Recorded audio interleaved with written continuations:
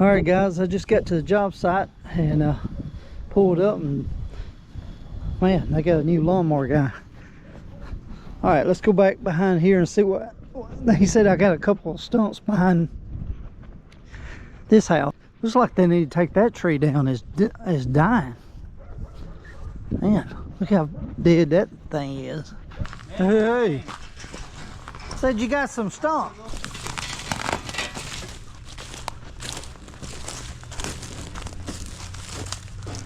All right. Little. Yeah. Yeah. 1, 2. Yeah. Okay.